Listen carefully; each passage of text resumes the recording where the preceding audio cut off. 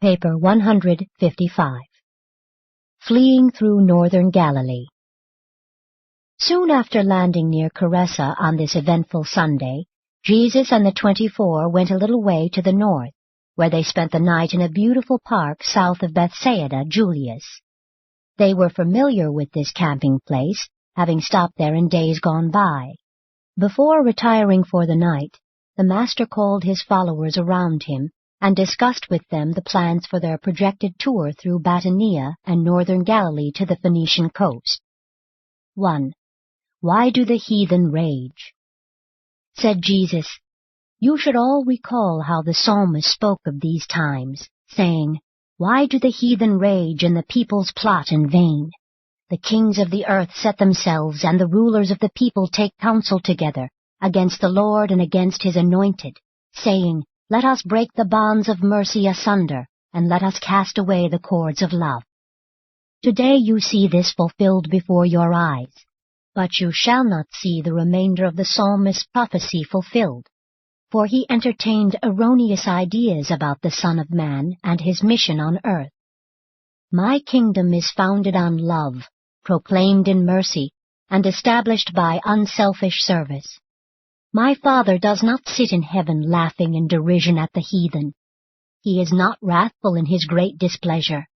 True is the promise that the Son shall have these so-called heathen, in reality his ignorant and untaught brethren, for an inheritance. And I will receive these Gentiles with open arms of mercy and affection.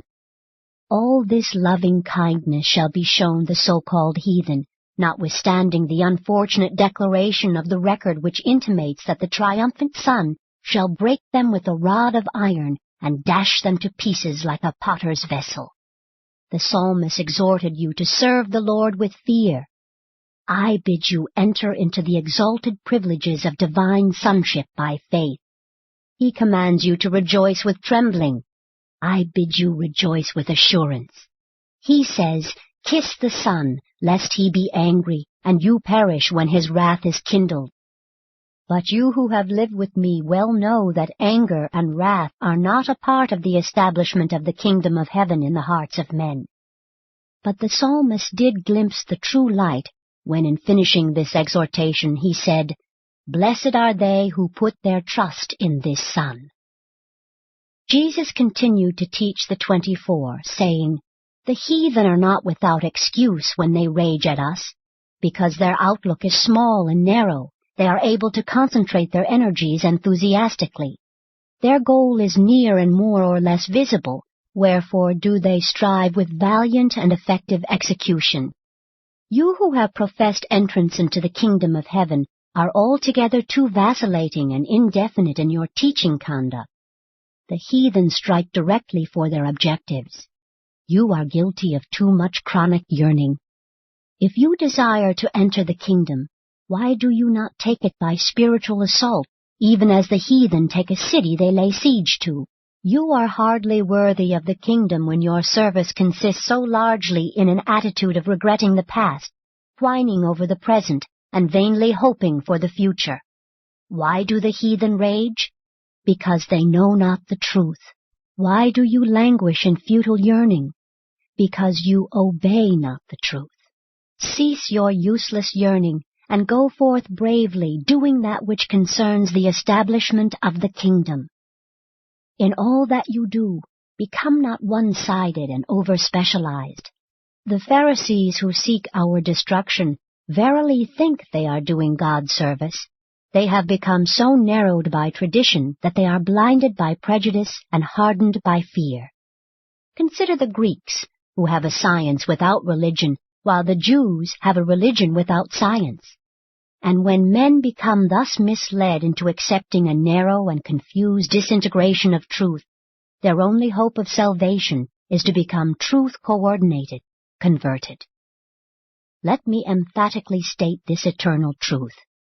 If you, by truth coordination, learn to exemplify in your lives this beautiful wholeness of righteousness, your fellow men will then seek after you, that they may gain what you have so acquired. The measure wherewith truth-seekers are drawn to you represents the measure of your truth endowment, your righteousness.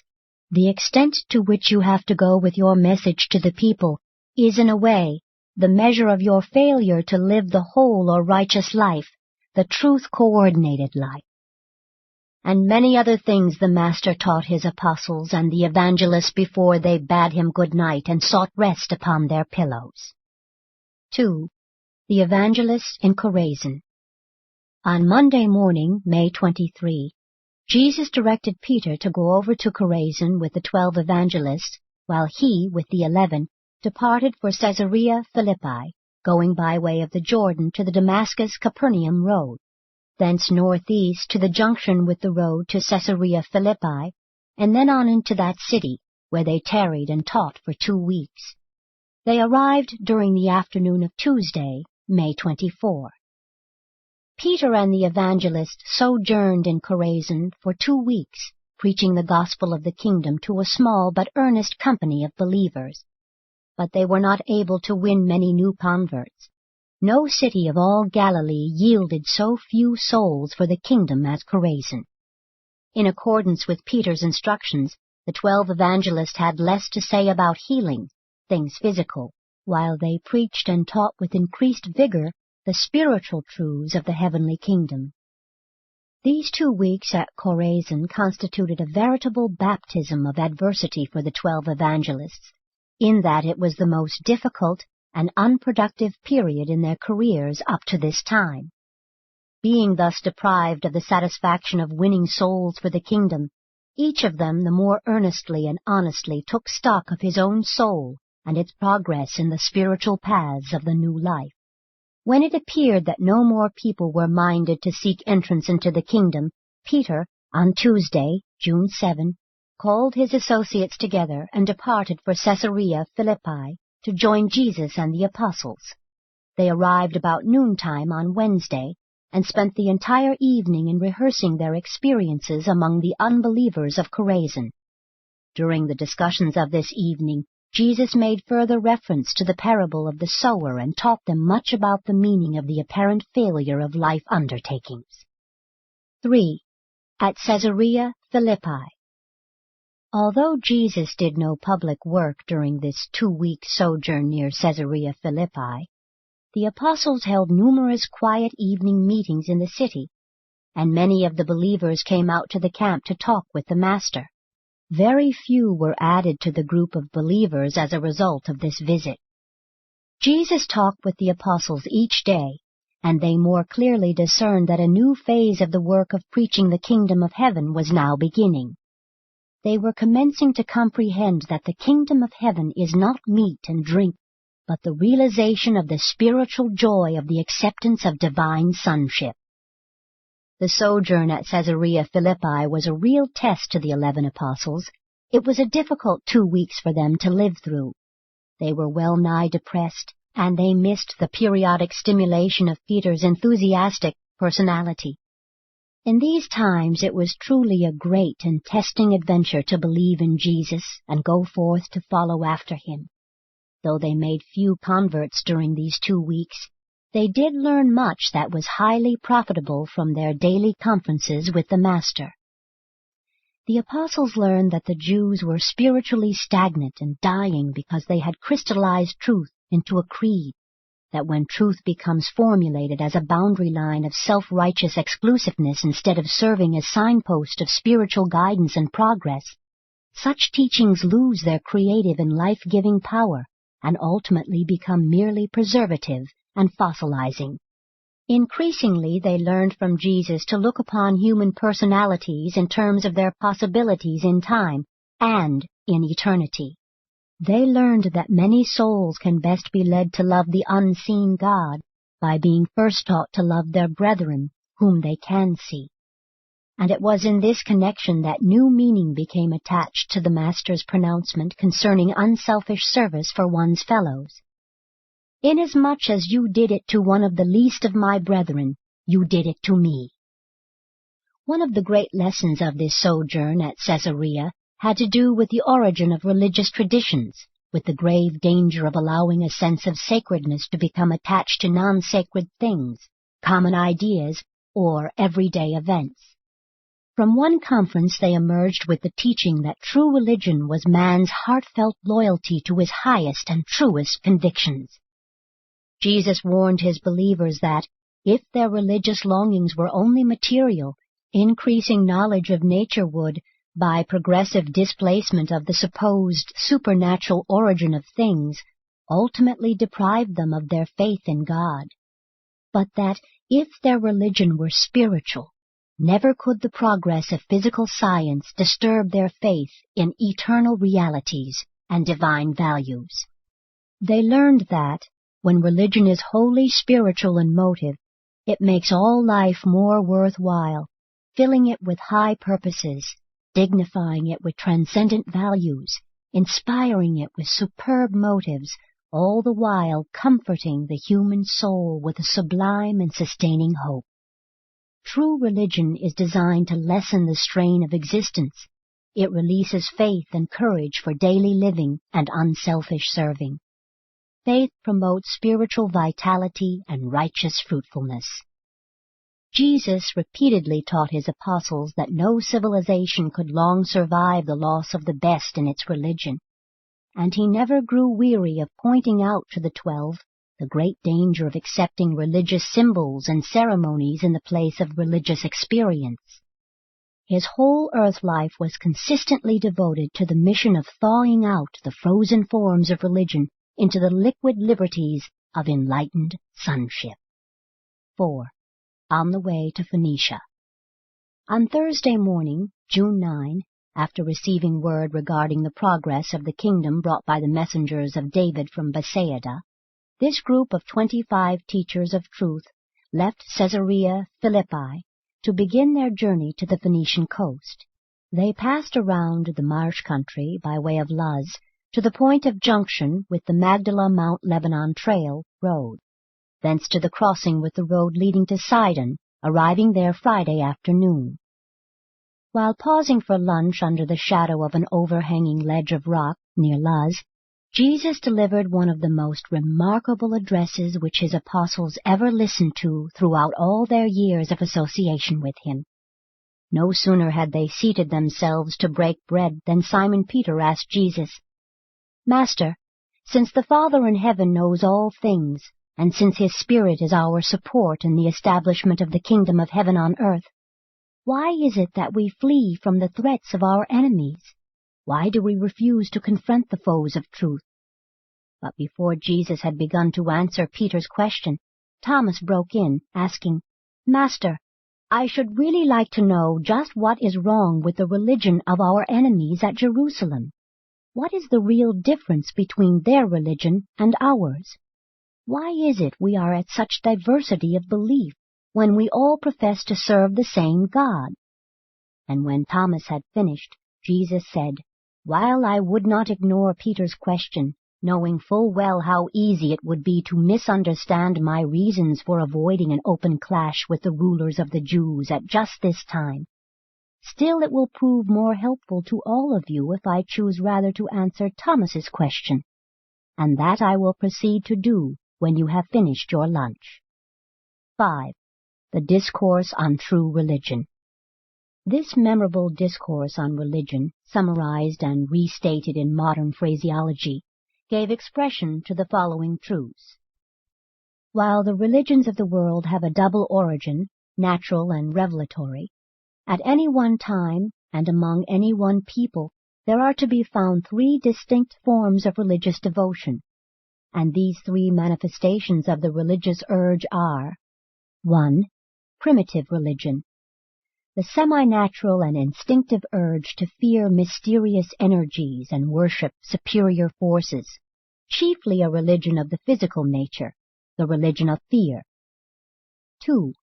The religion of civilization, the advancing religious concepts and practices of the civilizing races, the religion of the mind, the intellectual theology of the authority of established religious tradition. 3. True religion, the religion of revelation, the revelation of supernatural values, partial insight into eternal realities, a glimpse of the goodness and beauty of the infinite character of the Father in heaven, the religion of the Spirit as demonstrated in human experience. The religion of the physical senses and the superstitious fears of natural man the Master refused to belittle, though he deplored the fact that so much of this primitive form of worship should persist in the religious forms of the more intelligent races of mankind. Jesus made it clear that the great difference between the religion of the mind and the religion of the Spirit is that, while the former is upheld by ecclesiastical authority, the latter is wholly based on human experience. And then the Master, in his hour of teaching, went on to make clear these truths. Until the races become highly intelligent and more fully civilized, there will persist many of those childlike and superstitious ceremonies which are so characteristic of the evolutionary religious practices of primitive and backward peoples. Until the human race progresses to the level of a higher and more general recognition of the realities of spiritual experience, large numbers of men and women will continue to show a personal preference for those religions of authority which require only intellectual assent, in contrast to the religion of the Spirit, which entails active participation of mind and soul in the faith adventure of grappling with the rigorous realities of progressive human experience. The acceptance of the traditional religions of authority presents the easy way out for man's urge to seek satisfaction for the longings of his spiritual nature. The settled, crystallized, and established religions of authority afford a ready refuge to which the distracted and distraught soul of man may flee when harassed by fear and tormented by uncertainty. Such a religion requires of its devotees, as the price to be paid for its satisfactions and assurances, only a passive and purely intellectual assent.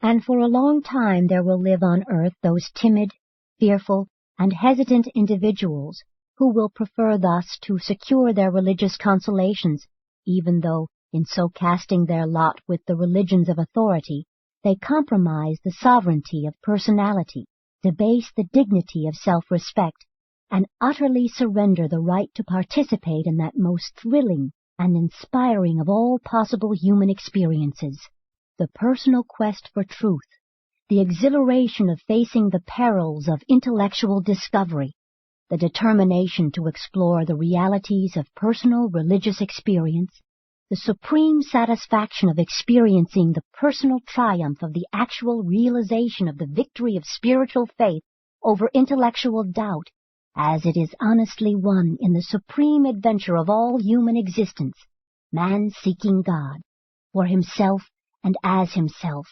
and finding him. The religion of the Spirit means effort, struggle, conflict, faith, determination, love, loyalty, and progress. The religion of the mind, the theology of authority, requires little or none of these exertions from its formal believers. Tradition is a safe refuge and an easy path for those fearful and half-hearted souls who instinctively shun the spirit struggles and mental uncertainties associated with those faith voyages of daring adventure out upon the high seas of unexplored truth in search for the farther shores of spiritual realities as they may be discovered by the progressive human mind and experienced by the evolving human soul.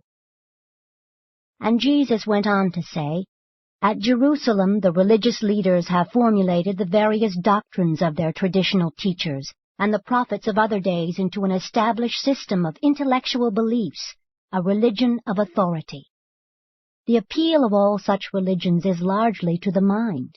And now are we about to enter upon a deadly conflict with such a religion, since we will so shortly begin the bold proclamation of a new religion, a religion which is not a religion in the present-day meaning of that word, a religion that makes its chief appeal to the divine spirit of my Father, which resides in the mind of man, a religion which shall derive its authority from the fruits of its acceptance that will so certainly appear in the personal experience of all who really and truly become believers in the truths of this higher spiritual communion.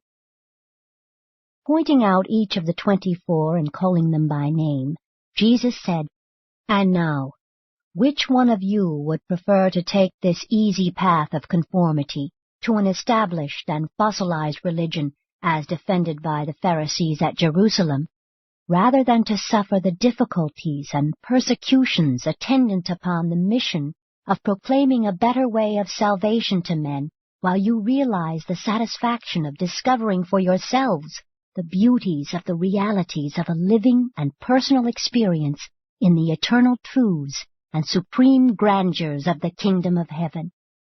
Are you fearful, soft, and ease-seeking? Are you afraid to trust your future in the hands of the God of truth, whose sons you are? Are you distrustful of the Father, whose children you are? Will you go back to the easy path of the certainty and intellectual settledness of the religion of traditional authority?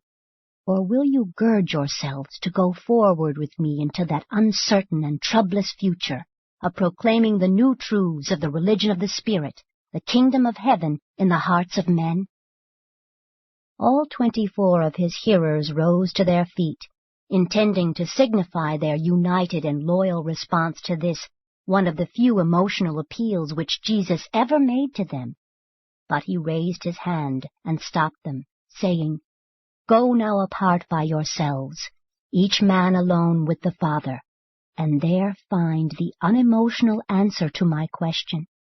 And having found such a true and sincere attitude of soul, speak that answer freely and boldly to my Father and your Father, whose infinite life of love is the very spirit of the religion we proclaim."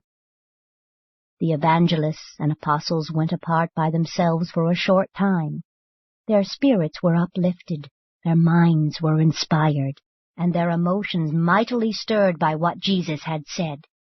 But when Andrew called them together, the Master said only, "Let us resume our journey. We go into Phoenicia to tarry for a season, and all of you should pray the Father to transform your emotions of mind and body into the higher loyalties of mind and the more satisfying experiences of the Spirit." As they journeyed on down the road, the 24 were silent, but presently they began to talk one with another, and by 3 o'clock that afternoon they could not go farther. They came to a halt, and Peter, going up to Jesus, said, "Master, you have spoken to us the words of life and truth. We would hear more. We beseech you to speak to us further concerning these matters." 6. The second discourse on religion. And so, while they paused in the shade of the hillside, Jesus continued to teach them regarding the religion of the Spirit, in substance saying, "You have come out from among those of your fellows who choose to remain satisfied with a religion of mind, who crave security and prefer conformity. You have elected to exchange your feelings of authoritative certainty for the assurances of the spirit of adventurous and progressive faith.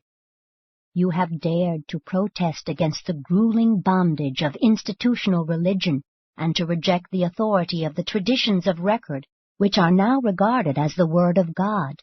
Our Father did indeed speak through Moses, Elijah, Isaiah, Amos, and Hosea, but he did not cease to minister words of truth to the world when these prophets of old made an end of their utterances. My Father is no respecter of races or generations, in that the word of truth is vouchsafed one age and withheld from another. Commit not the folly of calling that divine which is wholly human, and fail not to discern the words of truth which come not through the traditional oracles of supposed inspiration. I have called upon you to be born again, to be born of the Spirit. I have called you out of the darkness of authority and the lethargy of tradition into the transcendent light of the realization of the possibility of making for yourselves the greatest discovery possible for the human soul to make, the supernal experience of finding God for yourself, in yourself, and of yourself, and of doing all this as a fact in your own personal experience. And so may you pass from death to life, from the authority of tradition to the experience of knowing God. Thus will you pass from darkness to light, from a racial faith inherited to a personal faith achieved by actual experience. And thereby will you progress from a theology of mind handed down by your ancestors to a true religion of spirit, which shall be built up in your souls as an eternal endowment. Your religion shall change from the mere intellectual belief in traditional authority to the actual experience of that living faith which is able to grasp the reality of God and all that relates to the divine Spirit of the Father. The religion of the mind ties you hopelessly to the past. The religion of the Spirit consists in progressive revelation and ever beckons you on toward higher and holier achievements in spiritual ideals and eternal realities. While the religion of authority may impart a present feeling of settled security, you pay for such a transient satisfaction the price of the loss of your spiritual freedom and religious liberty. My Father does not require of you as the price of entering the kingdom of heaven that you should force yourself to subscribe to a belief in things which are spiritually repugnant, unholy, and untruthful. It is not required of you that your own sense of mercy, justice, and truth should be outraged by submission to an outworn system of religious forms and ceremonies. The religion of the Spirit leaves you forever free to follow the truth wherever the leadings of the Spirit may take you. And who can judge? Perhaps this Spirit may have something to impart to this generation which other generations have refused to hear. Shame on those false religious teachers who would drag hungry souls back into the dim and distant past, and there leave them. And so are these unfortunate persons doomed to become frightened by every new discovery, while they are discomfited by every new revelation of truth. The prophet who said, "He will be kept in perfect peace whose mind is stayed on God," was not a mere intellectual believer in authoritative theology. This truth-knowing human had discovered God. He was not merely talking about God. I admonish you to give up the practice of always quoting the prophets of old and praising the heroes of Israel, and instead aspire to become living prophets of the Most High and spiritual heroes of the coming kingdom. To honor the God-knowing leaders of the past may indeed be worthwhile, but why in so doing should you sacrifice the supreme experience of human existence, finding God for yourselves and knowing Him in your own souls? Every race of mankind has its own mental outlook upon human existence. Therefore must the religion of the mind ever run true to these various racial viewpoints. Never can the religions of authority come to unification. Human unity and mortal brotherhood can be achieved only by and through the superendowment of the religion of the Spirit. Racial minds may differ, but all mankind is indwelt by the same divine and eternal Spirit. The hope of human brotherhood can only be realized when and as the divergent mind religions of authority become impregnated with and overshadowed by the unifying and ennobling religion of the Spirit, the religion of personal spiritual experience. The religions of authority can only divide men and set them in conscientious array against each other. The religion of the Spirit will progressively draw men together and cause them to become understandingly sympathetic with one another. The religions of authority require of men uniformity in belief, but this is impossible of realization in the present state of the world. The religion of the Spirit requires only unity of experience, uniformity of destiny, making full allowance for diversity of belief. The religion of the Spirit requires only uniformity of insight, not uniformity of viewpoint and outlook. The religion of the Spirit does not demand uniformity of intellectual views, only unity of spirit feeling. The religions of authority crystallize into lifeless creeds. The religion of the Spirit grows into the increasing joy and liberty of ennobling deeds of loving service and merciful ministration. But watch, lest any of you look with disdain upon the children of Abraham because they have fallen on these evil days of traditional barrenness. Our forefathers gave themselves up to the persistent and passionate search for God, and they found him as no other whole race of men have ever known him since the times of Adam, who knew much of this as he was himself a son of God. My Father has not failed to mark the long and untiring struggle of Israel, ever since the days of Moses, to find God and to know God. For weary generations the Jews have not ceased to toil, sweat, groan, travail, and endure the sufferings and experience the sorrows of a misunderstood and despised people, all in order that they might come a little nearer the discovery of the truth about God. And, notwithstanding all the failures and falterings of Israel, our fathers progressively, from Moses to the times of Amos and Hosea, did reveal increasingly to the whole world an ever clearer and more truthful picture of the eternal God. And so was the way prepared for the still greater revelation of the Father which you have been called to share. Never forget, there is only one adventure which is more satisfying and thrilling than the attempt to discover the will of the living God, and that is the supreme experience of honestly trying to do that divine will. And fail not to remember that the will of God can be done in any earthly occupation. Some callings are not holy and others secular. All things are sacred in the lives of those who are spirit-led, that is, subordinated to truth, ennobled by love, dominated by mercy, and restrained by fairness, justice. The Spirit which my Father and I shall send into the world is not only the Spirit of truth, but also the Spirit of idealistic beauty. You must cease to seek for the Word of God only on the pages of the olden records of theologic authority. Those who are born of the Spirit of God shall henceforth discern the Word of God regardless of whence it appears to take origin. Divine truth must not be discounted because the channel of its bestowal is apparently human. Many of your brethren have minds which accept the theory of God, while they spiritually fail to realize the presence of God.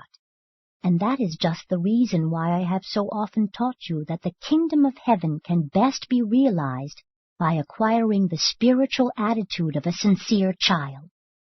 It is not the mental immaturity of the child that I commend to you, but rather the spiritual simplicity of such an easy-believing and fully trusting little one. It is not so important that you should know about the fact of God as that you should increasingly grow in the ability to feel the presence of God. When you once begin to find God in your soul, presently you will begin to discover him in other men's souls, and eventually in all the creatures and creations of a mighty universe. But what chance does the Father have to appear as a God of supreme loyalties and divine ideals in the souls of men who give little or no time to the thoughtful contemplation of such eternal realities?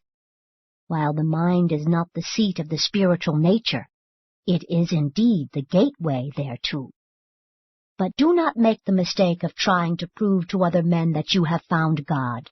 You cannot consciously produce such valid proof, albeit there are two positive and powerful demonstrations of the fact that you are God-knowing, and they are: 1. The fruits of the Spirit of God showing forth in your daily routine life. 2. The fact that your entire life plan furnishes positive proof that you have unreservedly risked everything you are and have on the adventure of survival after death in the pursuit of the hope of finding the God of eternity, whose presence you have foretasted in time. Now mistake not, my Father will ever respond to the faintest flicker of faith. He takes note of the physical and superstitious emotions of the primitive man, and with those honest but fearful souls whose faith is so weak that it amounts to little more than an intellectual conformity to a passive attitude of assent to religions of authority. The Father is ever alert to honor and foster even all such feeble attempts to reach out for him. But you who have been called out of darkness into the light are expected to believe with the whole heart. Your faith shall dominate the combined attitudes of body, mind, and spirit. You are my apostles, and to you religion shall not become a theologic shelter to which you may flee in fear of facing the rugged realities of spiritual progress and idealistic adventure. But rather shall your religion become the fact of real experience which testifies that God has found you, idealized, ennobled, and spiritualized you, and that you have enlisted in the eternal adventure of finding the God who has thus found and sonshipped you. And when Jesus had finished speaking, he beckoned to Andrew, and pointing to the west toward Phoenicia, said, "Let us be on our way."